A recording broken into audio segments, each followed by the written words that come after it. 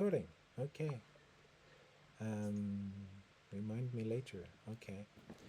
No, because what I'm really happy about, and actually, then because I am recording now, then I can put it out and we can tell a little bit because it is vacation time, so it's not necessarily easy to get everybody. And I was so late to send out this email.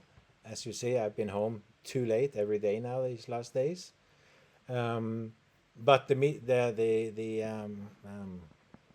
monthly meeting is anyway announced on the website, so it's always there. What I'm so happy about, I had a meeting with Jeff, and one of the things that's interesting is that you could actually explain a little bit about what you did and how we might use that up in Hestalen, because I thought it was kind of interesting and easy. So, Jeff, you have to explain who you are and why I'm so excited to have you. Okay, my name is Jeff Mendoza. I'm a data analyst in Los Angeles, and I've been doing UAP research for a couple years. My area of interest is in UAP orb flashes. And I'm sure you guys all know what I'm talking about. The UAP orbs, sometimes they blink or flash or glow, and sometimes they do these in very curious patterns. So I've been studying these sightings for a while, and I've classified them into three different categories. We have random, like when you see them in the sky, they just glow, they go dim, they glow brighter again, it doesn't seem to follow any kind of pattern. And then sometimes they follow a simple numeric flashing pattern. Okay, and so it's repetitive and it's constant, and they do that sometimes, and usually they'll only do it at in very specific locations or in very specific circumstances. I've noticed that they typically do this type of behavior um, around military bases, nuclear facilities, or in the presence of a larger UAP. And the third type is when they pair up or with one or even two orbs, they lock themselves into the sky. And I've seen this on rare occasions where they begin flashing in a very unique, unpatterned sequence. And they create this kind of strobe, not really a strobe effect, but a very trade off, like a coordinated sequence between the orbs. And, you know, they last 1 or 2 minutes. And when they're done, they zip away.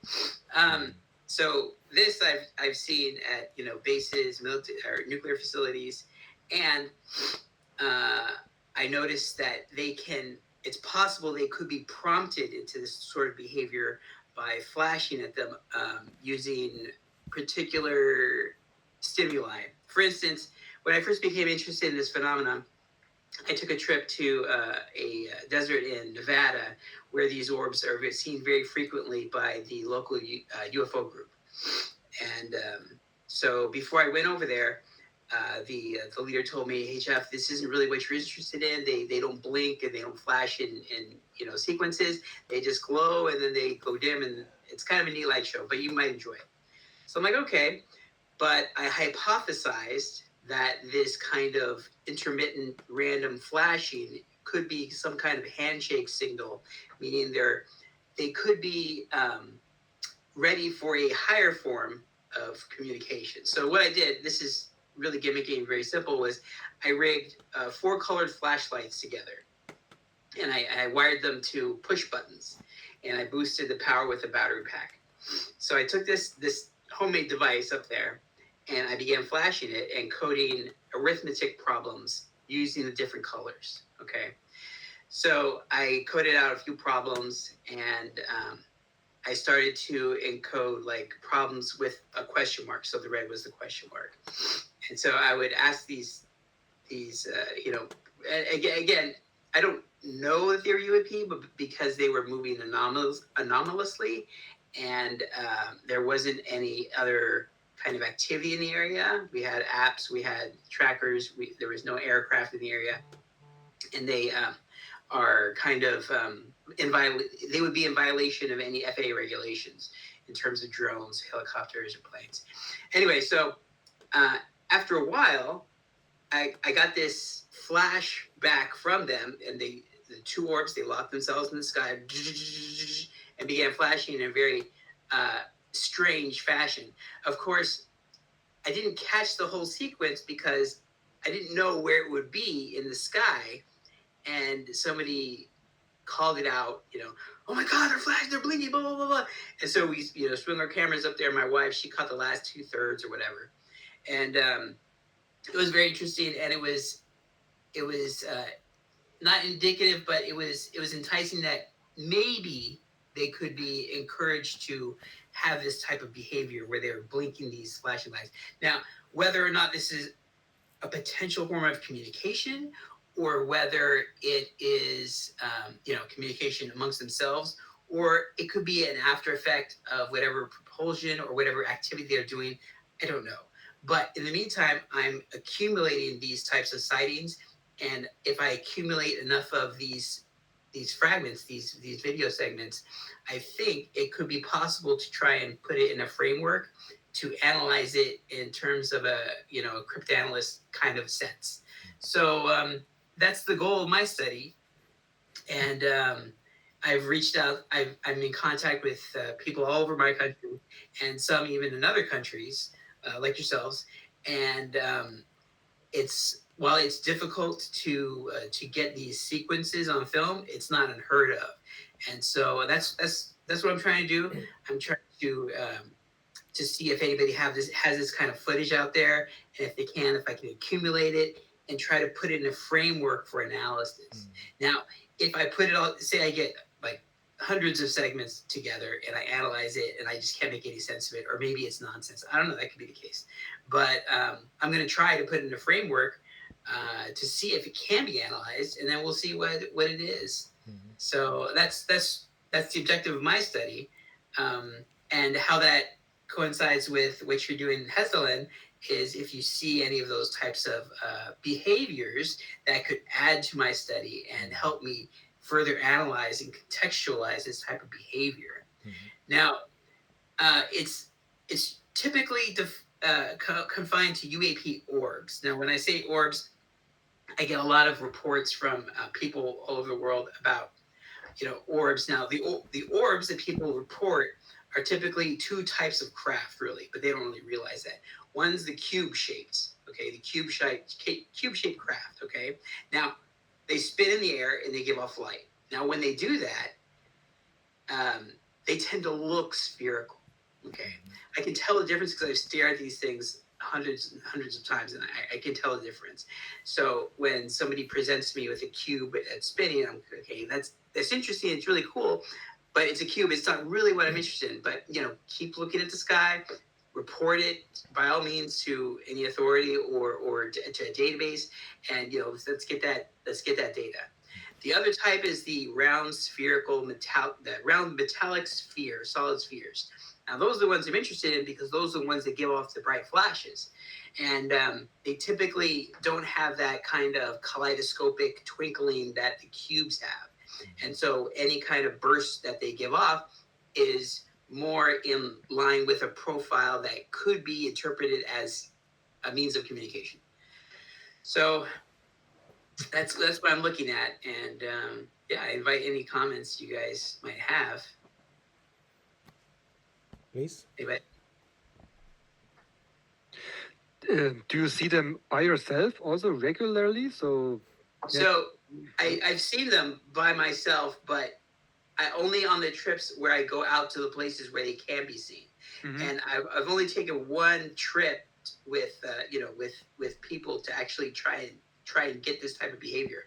So okay. I live in Los Angeles, where I can't even see them even if they're up there because of the smog, right? Okay. So I don't get out to the countryside to really test this. If I live like in Vegas, or if I live like out in Utah, I could probably collect a lot more data.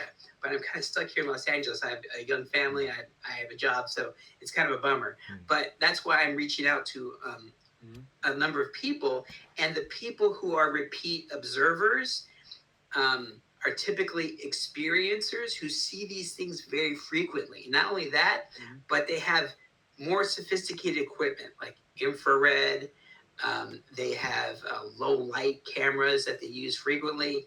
And so they tend to be very reliable observers because they also typically live near military bases or airports. So they know what a lot of stuff looks like. Mhm. And so they know the difference between a Black Hawk helicopter at 1 mile and what a drone looks like Okay. and what an orb looks like.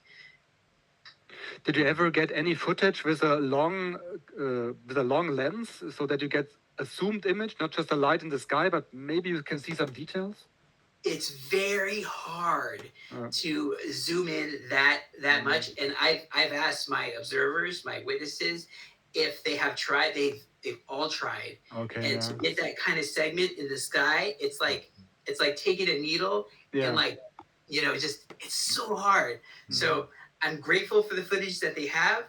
I would like it to be better, and I would love Okay. it to get more zoomed in. But in the meantime, I'll just have to work with what they give me. And even then, what they give me is pretty good, especially, like I said, the repeat observers because they know how to operate their equipment. And sometimes, and I don't know how any of you feel about this, but some of them reportedly can even sense them. So, like for instance, one woman was one of my witnesses was on her way to work. She felt it nearby. She stopped and she got out her low light camera, which she always keeps in the car. And there is a metallic orb, a quarter mile off, and you can see it right. You know what I mean? Like it's uncanny. I don't understand it. I don't understand it. I just know that they give me the data, and so I'm Okay. appreciative. Okay. I don't want to make any judgments about that kind of activity. I'm only looking at it in the context of my study. Okay. So if they give me the data and it seems reliable, I'm going to try and use it and integrate it in my framework. And then maybe years from now, we'll try to figure out what exactly is going on with them. But in the meantime, I know that what they give me, like if they show me an object and it has a certain luminosity profile that I know I've associated in my mind or in my notes with 100 other sightings of objects a little closer, then I know it's that type of object rather than guessing. Oh, okay, well, it's probably it's probably not a drone. Like I can tell because I've seen so many of this footage. But yeah. Okay. Other questions? Megan, any question? I'm just curious whereabouts in Nevada. Is it around Area 51 or is it other places? It is around Area 51. Yeah, that's what I would have expected. That's really interesting. You know what? It's funny because I have contacts in North and South Nevada, and it's the same type of activity. And even then, like off in Virginia, one of my most reliable witnesses is off in Virginia. I have a couple of witnesses in New York, San Diego, Phoenix. They're kind of all over. It's really weird. Like, and there's no other distinguishing features about that area. Sometimes, like you can say, okay, they're by the coast, right? And they're doing something off in the distance, right? And always at the same distance, they're doing something. I don't know what, but sometimes like I have one witness who flashes it, and sometimes they flash back, but he's just using single light, single pulse light. So I'm trying to get him to change his habits to try and integrate this kind of more advanced communication, even though it's still rudimentary. But it's like the next level up from what he's just flashing his little laser at them. So yeah, that's part of the challenge of my study is to try and get, especially these repeat observers, to change their habits and recontextualize their experience to try and interact with them intellectually as well as like spiritually or however else they're used to interacting with these things. That's really interesting. We have, and I think you have been poking around in our public drive and found some names. You asked me about Evan Leon, who has a lot of pictures. Yes. And there's also Kim Nyland, who has put out some pictures. He has more, actually, and he's more like a repeated observer.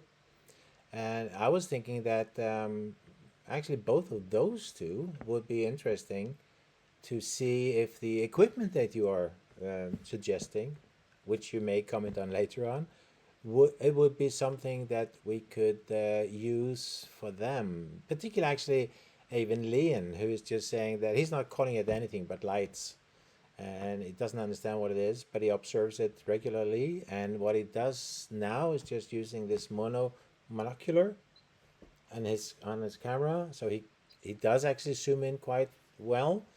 And but it would be interesting to see if he could use the light to get the reaction from them. It's kind of a hassle because you typically need two people to do it, right? Yeah, yeah. One to operate the device and one to actually film it. Because Yeah. if you try, just one person, Mm-hmm.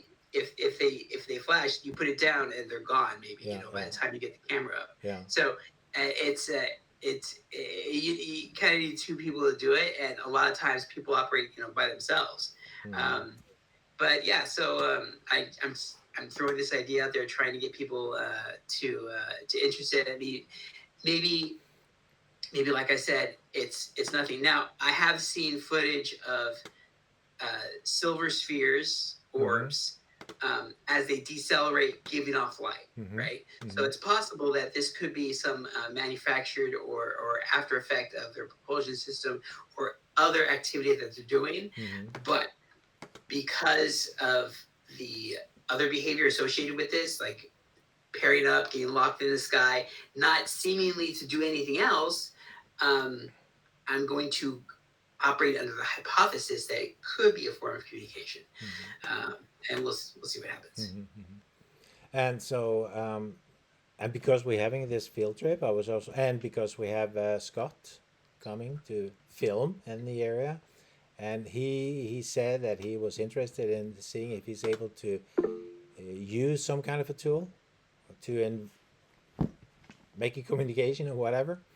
So I thought it would be interesting to explain this to him.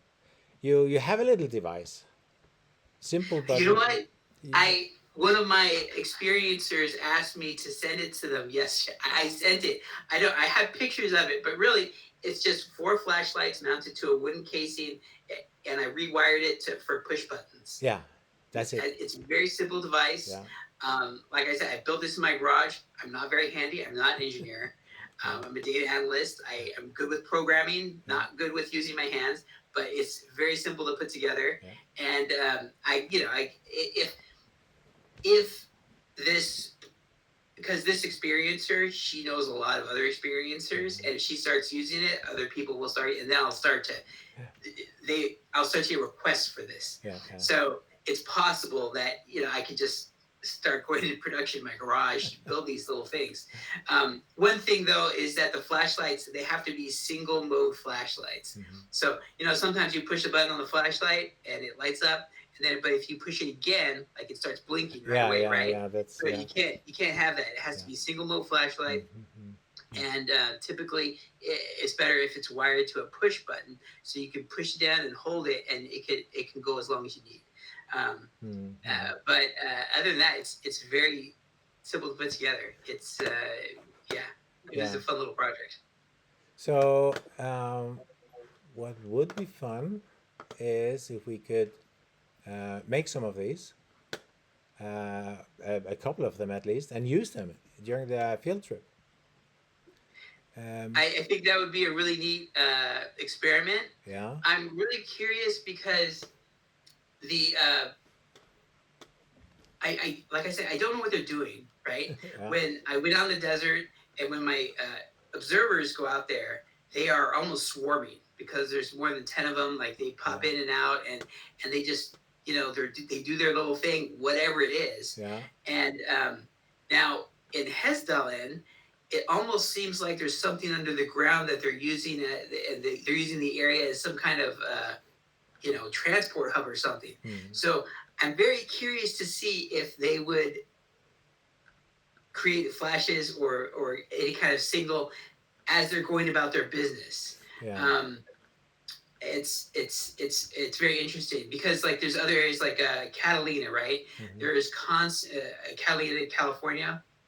There are so many stories of UAPs, typically cylindrical objects or Tic Tacs Uh-huh. going in and out of the water just a couple miles south of Catalina, right? Mhm. So I don't know what would happen if you made if we made a constant effort to try and signal them as they were going in and out of. Maybe they just ignore it because they're busy doing something. I don't know, Mhm. but it's I'm interested in that aspect of it because sometimes they almost seem like they're loitering, and sometimes they're definitely doing something, Mhm. right?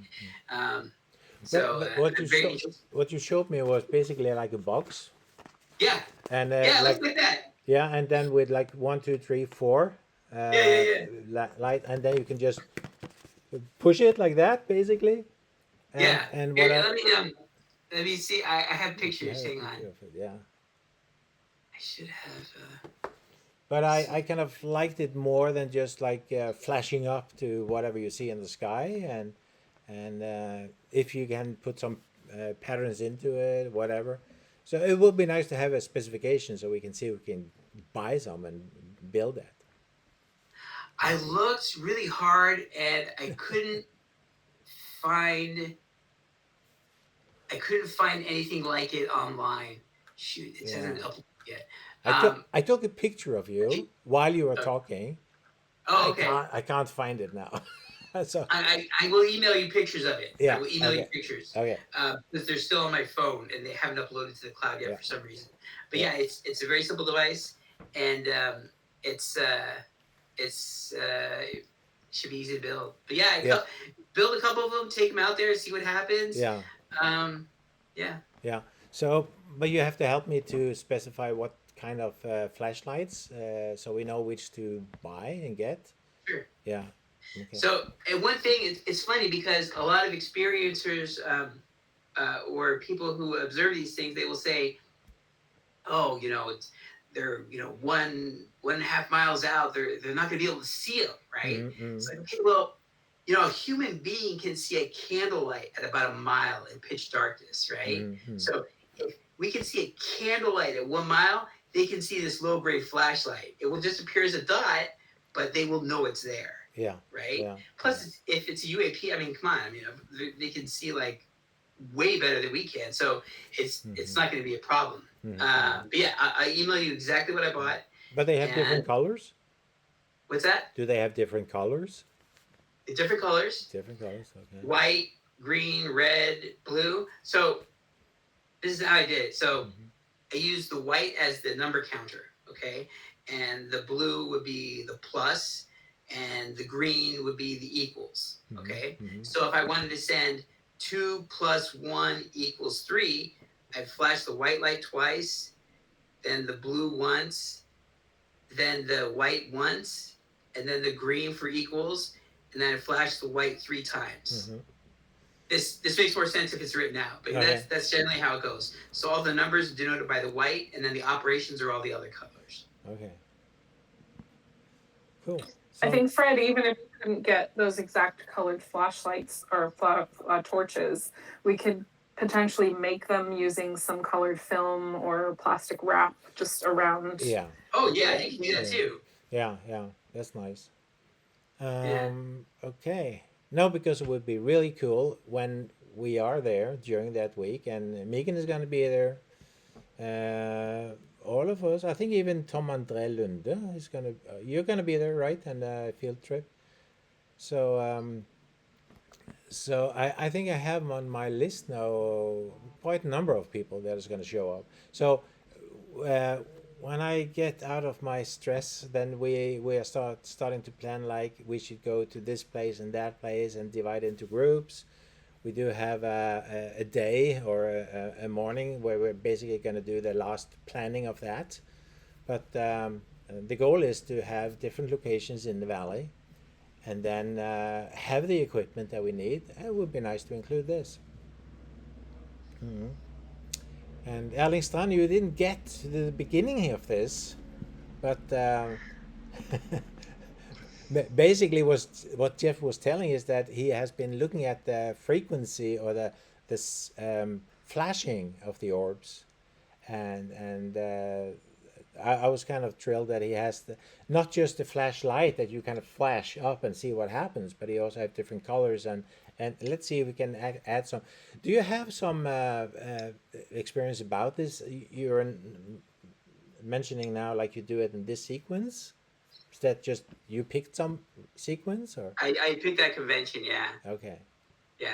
Okay. So one thing I was concerned about is they may be flashing back in the we can see it, Yeah. but there may also be information hidden in the infrared, the ultraviolet, Mhm. or micro variations in modulating the visible spectrum, Mhm. and those you're not going to be able to see with an HD camera. Mhm. So my next experiment, I'm going to purchase a multispectral camera and a high-speed camera potentially to try and get more information from these flashes, and then we'll see how that goes. But right now, it's still in the proof of concept phase where I'm trying to determine at what level they are willing to reciprocate.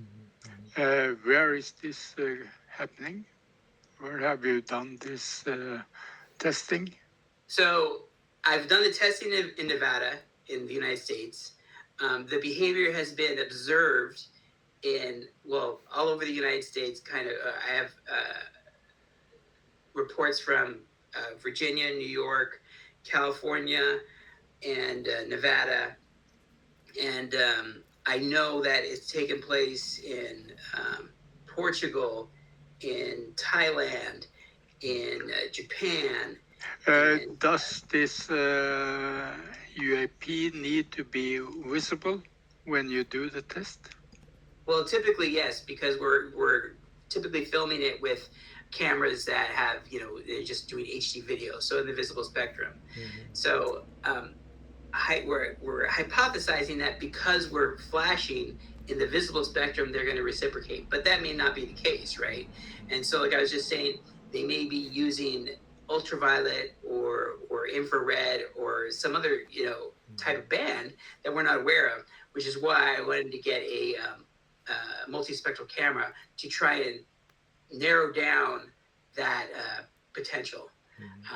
So we'll see. How often do they respond?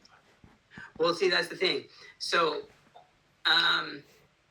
when people, typically my observers will flash them using a laser, and sometimes they will flash back or blink back, but the only time I've been able to solicit a response is with the multicolored flashlight signaling, and then they operate at a slightly higher level using very, very bright flashes with multiple orbs, very fast flashes. Otherwise, it's a slow like blink. So the response is that they do flashing, right? And that the flashing is connected to the light you are using. That's what we're hypothesizing. There's a lot of reason to believe that because typically after an observer flashes them, a certain percentage of the time they will flash back, but otherwise they don't. So yeah, that's but we want to kind of take this to the next level, whereas we want to get a more sophisticated type of flashing signal, and that's why I used in my last field trip the multicolored sequencing with the arithmetic problems. Have you written down the different testing and the response from the UAP? Right. So we didn't capture the whole sequence. So that was just the first part of this proof of concept.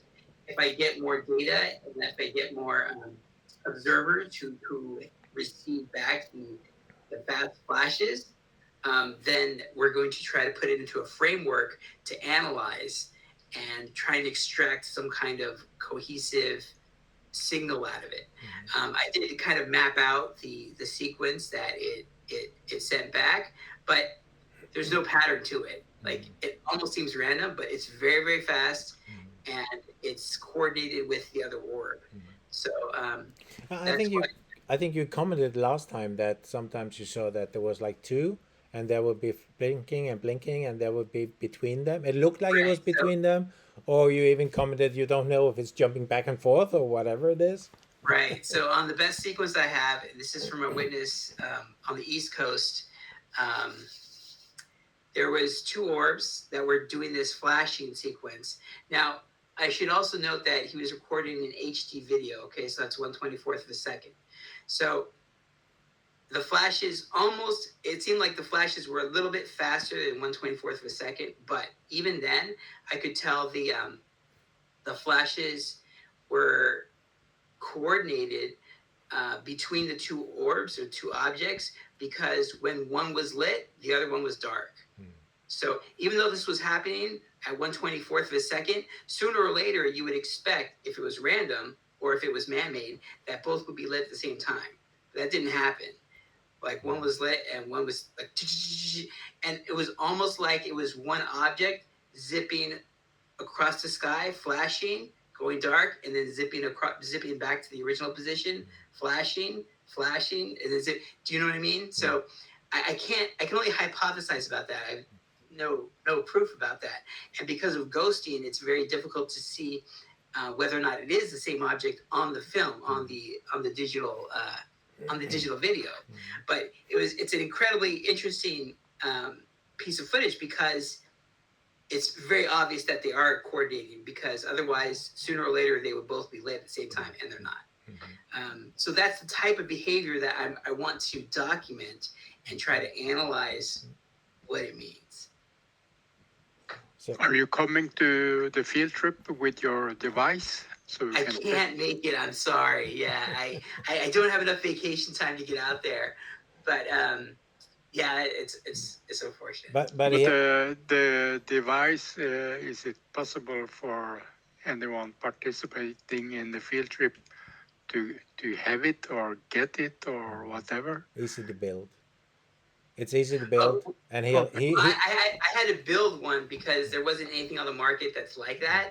But really, it's like I was telling the others, it's just 4 color flashlights wired to push buttons, and then you just push it, and it's small enough to fit in your hand, because you have to be able to reach all the buttons to key out the math problems.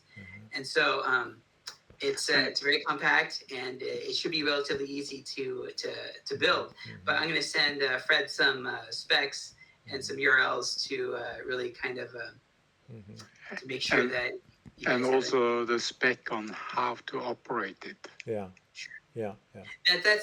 That is the part that it can be a little tricky, because when I went out there for my field trip, I tried to get some of the people in the UFO club to operate it, using it the way I was, but they couldn't get it, because they kept trying to use the different buttons for different operations, and so it requires a little practice before it becomes kind of intuitive, because you're only using one light for the numbers, right, and then everything else is in operation. And so that's hard for like if you're just handed the thing to kind of really figure out and make use of right away. So if you guys do build it, yeah, you practice it before you go in the field, so when you get out there, you're ready. Yeah, we could call you in at your home when we are there, and Totally. let you see how the Hessdalen is, and then you can guide us on how to do That'd be it. great. I'll even be awake, because you guys are such a big time difference. So yeah. Yeah. The reason why there's a lot of lightning outside my house just at the moment. So if I disappear, you know why. Yeah. I hope not, though. Yeah. Go Almost Go scared. on. Yeah. on. So no, so I'm looking forward to that. I think Scott is also almost planning about making a light show for the possibility of inviting or get some attention. So let's see what that is. But so that's well, maybe I'm putting too much words into his mouth now, but that's what I put in my head, because he wants to see if he's get the attention of something. So that would be cool. Let's see what we can do, and then if we see some orbs, your approach sounds better than just to beam a light up there in the sky. So I'm really looking forward to that. Yes, yes, yes. Oh, you're muted now. Oh, you're just saying? I'm sorry. Yeah, well, we don't really know what will work and what won't work there. So let's just try everything and Yeah. see what happens. Yeah, Right? yeah. Okay. One last question, Jeff. You mentioned that you are planning to buy a multispectral and a high-speed camera. Do you have any specific models in mind already? No, I'm still shopping around. I'm trying to figure out. I'm trying to figure out one that won't break the bank because, I my wife has to sign off on it, and so we'll see. But yeah, it is something I'm very excited about. I think, especially if I'm trying to, like I said, I'm trying to get other people who observe this phenomena to try and enlist solicit these types of signal backs. So now, if it doesn't pan out, if my experiencers or if you can't get these types of signals back, then okay, we'll try something else. But yeah, I'm just in the phase of let's try everything and see what happens. But I don't have a particular model in mind. Okay. I can relate to that. Your wife has to sign off to it. My wife is now on vacation. So while she's on vacation, I found like a little bit here, and then I found another little box, and then I bought. I hope she doesn't see this movie. But I need some help from Rainer or somebody, but I'll try to figure out how to use this equipment. So, but anyway, as you say, you just have to start somewhere. Yeah, you have to start somewhere. Yeah. We are also hoping, well, first of all, now we are hoping to get some experience with putting boxes out in the field. Let's see how far that goes. It's not that easy after all, but the goal is to have a battery and a solar pack so it can live for a long time, and then some sensors and if possible a camera. So that's the goal, and next year Andrea just skipped out of the meeting, but we are hoping that he will spend more time.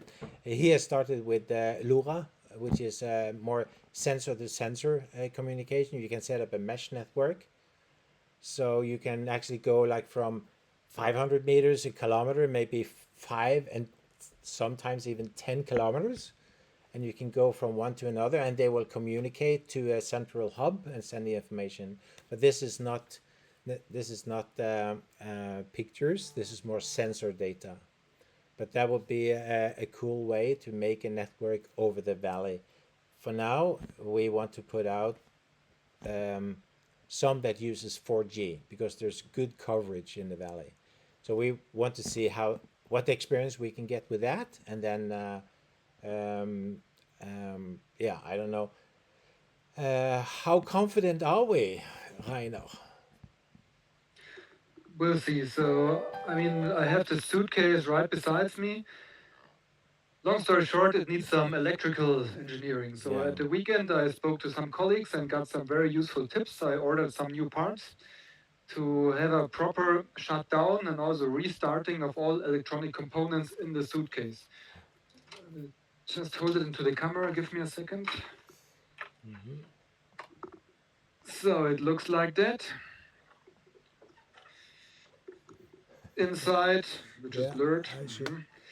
But you cannot see much anyway. So Yeah, inside there is zoom a. up your screen. Wait a second. Yes, thank you. Thank you. Yeah, now I have zoomed up.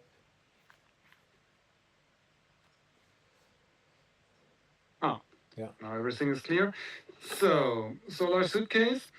At the bottom, there's a big 12-volt lead-acid battery.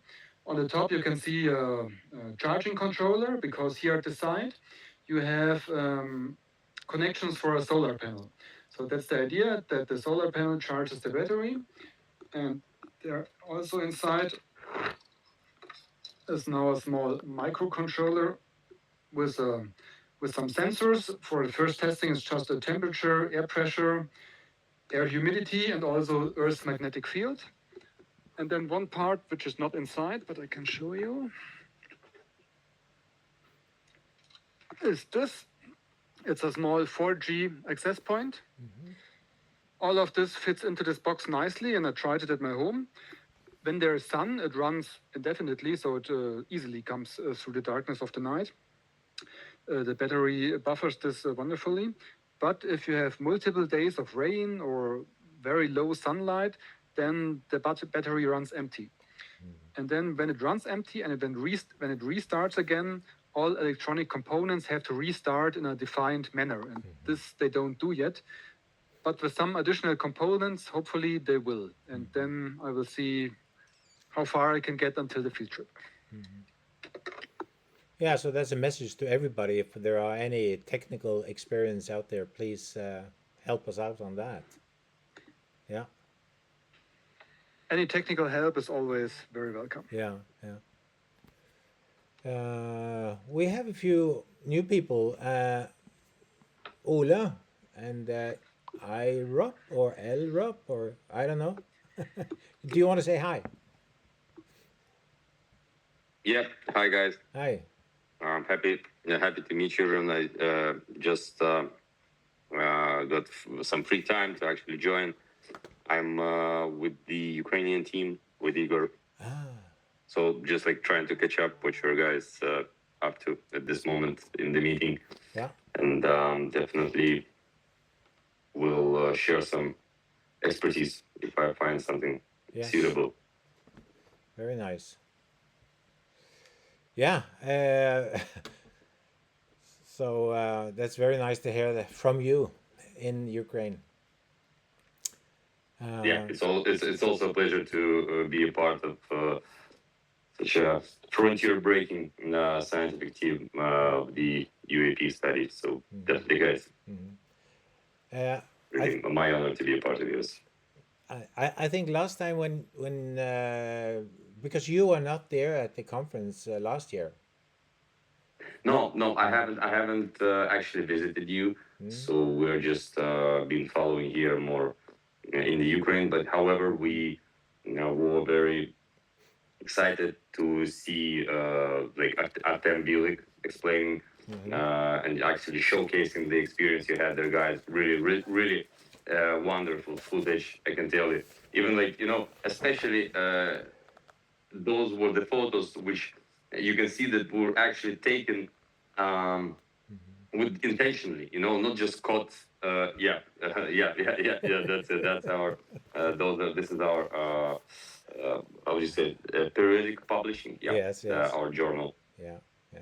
And actually, what I wanted to say is that it was really interesting to see the photos which were actually taken intentionally, not something caught on camera during like some constant monitoring, but actually during an expedition. So it's really, it's actually.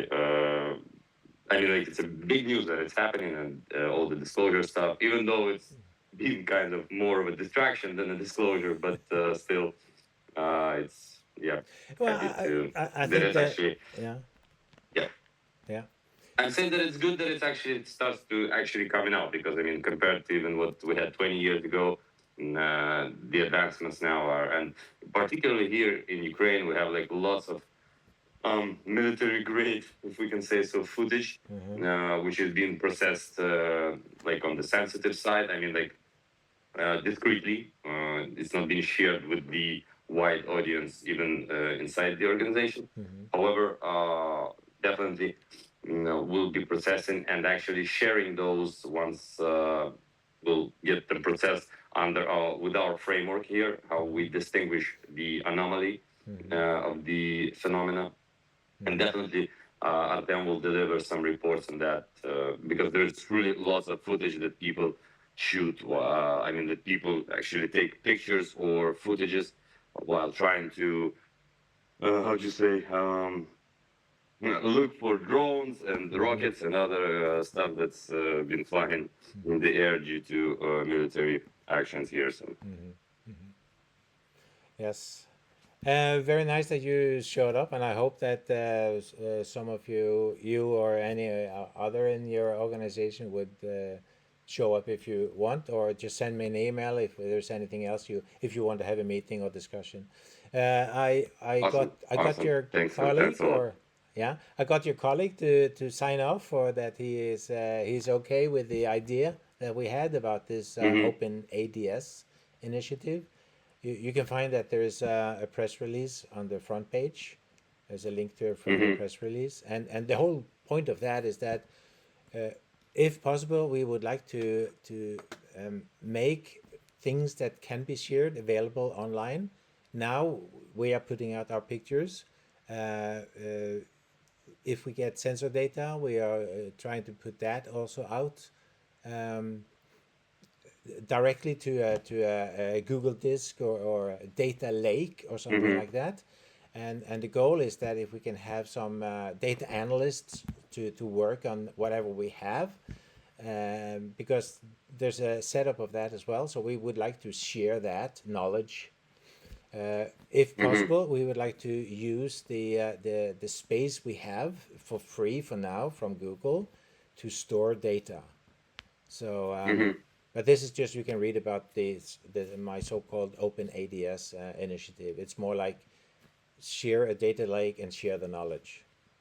Yeah, Awesome. It's a great idea. It's a great idea, and we'll be happy to join the initiative, like in any means we can. Consider how much time we can dedicate to it, but definitely sure. something No, we can arrange some. I mean, like some deliver some tasks definitely from time to time. yeah. And before I let the last person talk, or the last two persons talk a little bit and say who they are, let me just give a little comment about your disclosure. I think that even if we get to this disclosure, we will only get to know that something has been hidden. And I don't think there's going to be what's it called? Unveiling, if that is the word used when somebody else, is showing themselves. Disclosure is only that we get to the archive of the military or whatever organization has been hiding. That's the disclosure, basically. To see because that. I think that Yeah. I think that unveiling has to happen. I mean, it's personal stuff because definitely these entities are of, well, let's say somewhat out of our perception. I wouldn't even call it dimensions or like just let's call it out of our perception. And due to this, there's not everyone can actually perceive them, even if they get unveiled. So I mean, like you have to correspond, at least I think with intentions. I'm not saying that they're like should be like some benevolent or whatever. Like I don't want to draw any emotional connections to that. I mean, like how it should be. However, definitely, like the entire world is going through some transformation, and I'm sure that this unveiling will happen, but definitely not in the way we expect it or the movie shows it. Because if it will happen like that, then that will probably mean that it's probably a setup. So I mean, like, or something like some I don't know, like mischieving. But I believe that those who actually seek the knowledge and the connection definitely get what they want, at least partially, during this lifetime. That's what I believe. I mean, because lots of people who are actually really interested in it and trying to explore it, I don't say study, but explore it, get actually frightened at some basic steps. Like as soon as there's something like practicing like such, like CE5 for example protocols, or Sunesis programs. Like I mean, those are basically first of all, self-development programs. However, they do allow to actually experience stuff that's not usually perceived by default, and actually get to know these entities and whatever other entities might there be and phenomena. Mhm. But however, definitely the science must be at the core of this all, because otherwise, there's just all other ways except science are mostly delusional. So Mhm. definitely we have to follow the scientific track. Yeah. Yeah, yeah. Sorry for interrupting. No, no, no. That's thank you. We have a few cases of what is called the hitchhiker effect, meaning that you go and visit Hesdal and it actually follows you home. We have a couple of cases of that I can refer to. So yeah, so I'm not sure if I'm my attitude towards going to the field trip, because what if it follows me home? Could happen. Could happen. Wouldn't you want to have a friend like that at home? I wouldn't mind. Yeah, yeah. Okay. Can I go to? Is it IROP? K? Is that the name? Or I saw you were there. You want to say hi or? Ігор, що ти відповісиш? Yeah. It's Igor. His name is Igor. Igor. Oh, oh, Yeah, the one next to you on the screen is Igor. Yeah. Oh, Yeah, Igor. Igor. Yeah, it's Igor. Hi. You're also from. Hi. Also from Ukraine. Yeah, yeah. Oh, Олег, hello. ти або попробуй мене перекласти, або ну скажи, що я трошки погано володію англійською. Yeah, so Igor will say a few words. I'll translate because he's not that fluent in English, so I'll translate. Apparently he understands. Вітаю, колеги. Yeah, so he greets everyone. Right. Да, продовжуй, Ігор, продовжуй. Oh, and then he's gone. But I'm so happy to see people from Ukraine. That's so nice that you dropped by. Thank you for that. Tom Andrelund, do you want to say anything? A little comment about.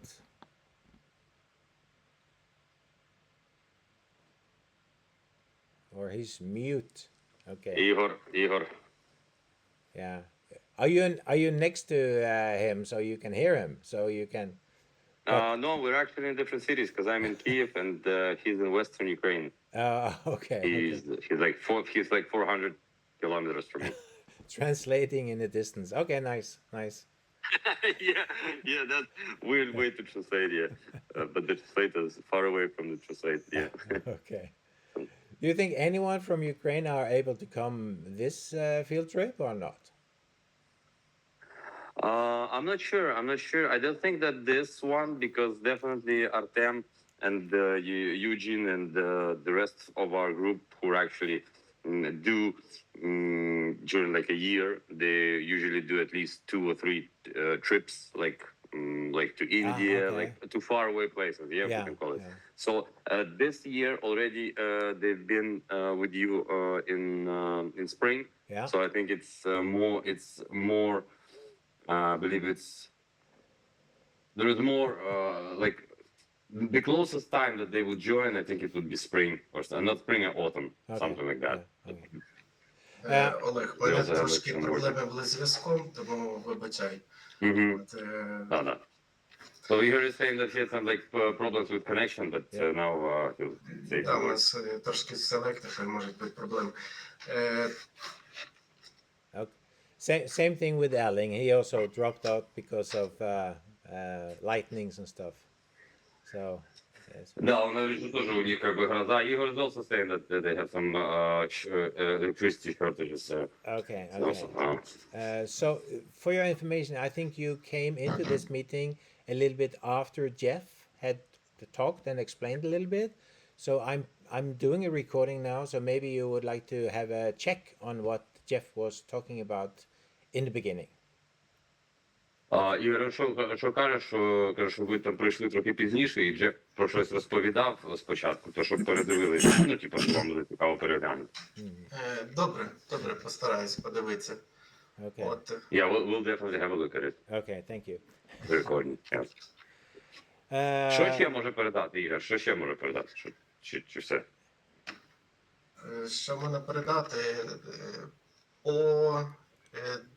Я зараз пишу довідник по як ідентифікувати невпізнані літальні об'єкти і як досліджувати аномальні космічні явища Ти можеш передати, що якщо є бажаючі чимось його доповнити, то я можу з ними зв'язатися і їм скинути екземпляр, вони подивляться і, можливо, чимось доповнять його.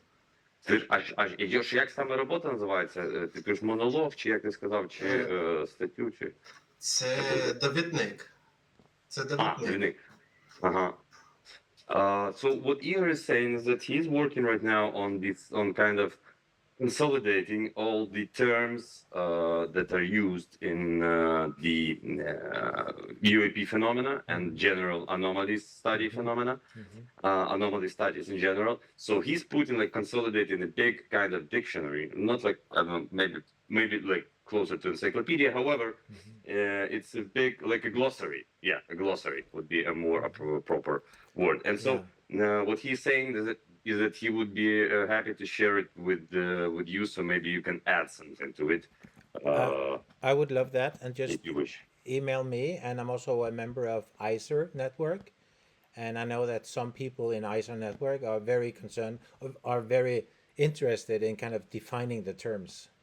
So, Да, Игорь, чуешь, он говорит, что это очень интересно, и вот в Айсоне Я это зрозумів. тоже как бы... okay. And then Tom André Lund is just showing off in the sun. Yeah, can you guys hear me? Yes. Yeah. First of all, I just have to apologize for not joining the meeting when it started, but I'm on vacation, so I kind of forgot it. Yeah.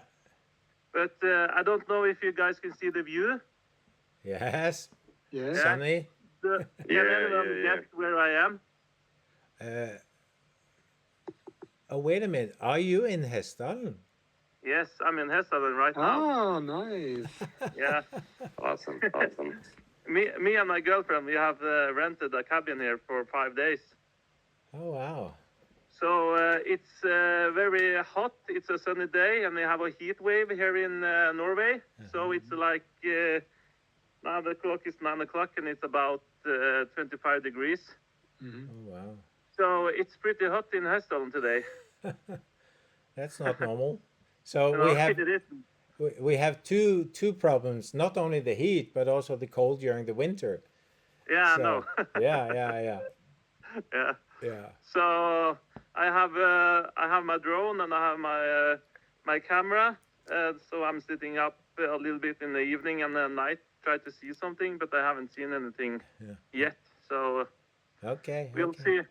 You should. It would be nice if you could say on Discord that hi, I am in Hessdalen, because Yeah. maybe there are other people in Discord. Yeah, that may happen actually. Yeah. And also tomorrow we're going to. We have invited Jon Arvid Aspås. Yes.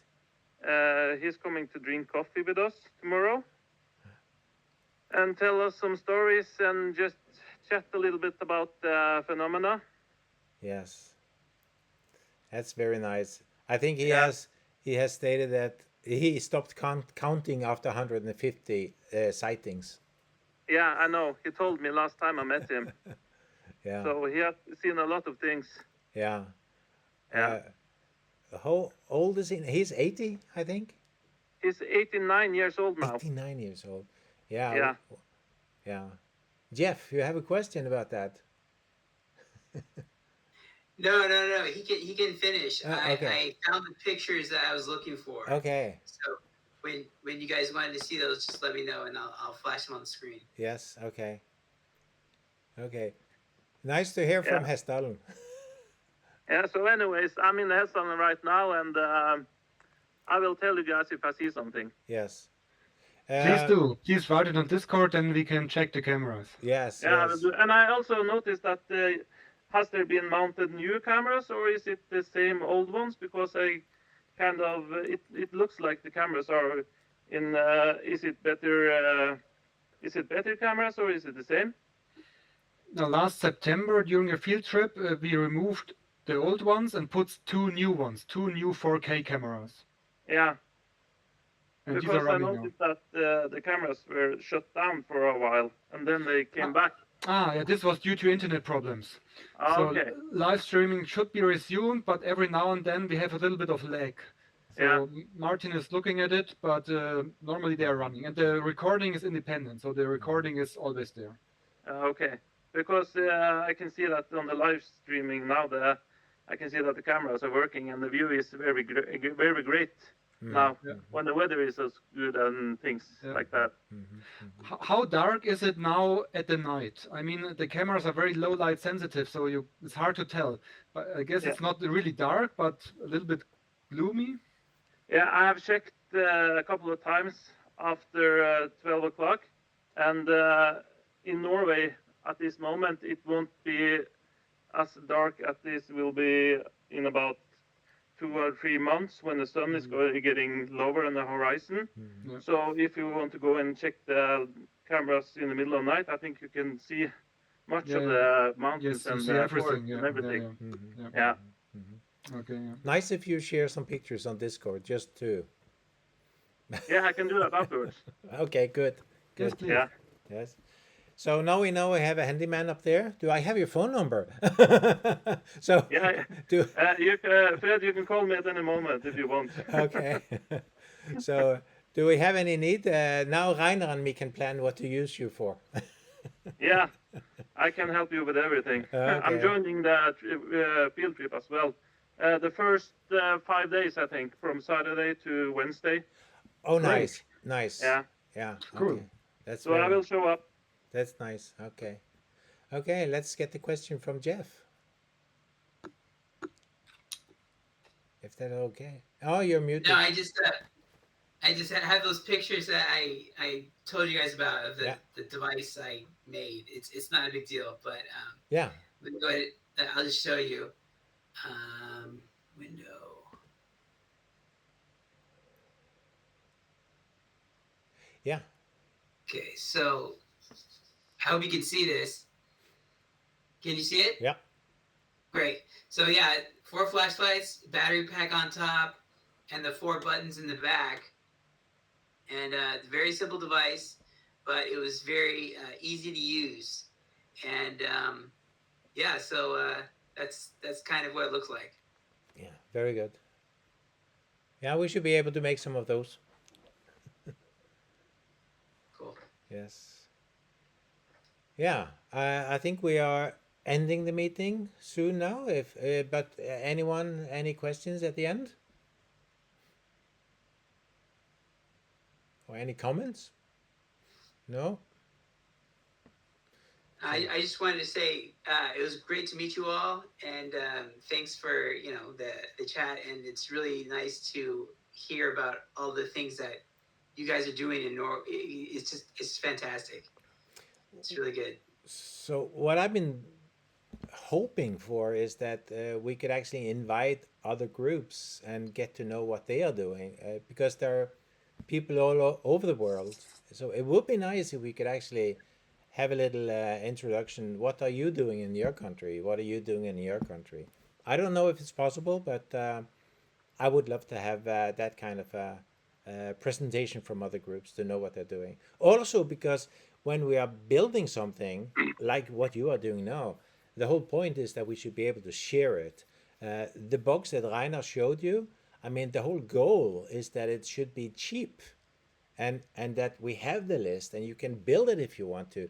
Get some help to plug it together and make it work. So we are not trying that. We are. The goal is always to be non-profit, but so we want to have equipment and we want to have the data. That's it, and get it out.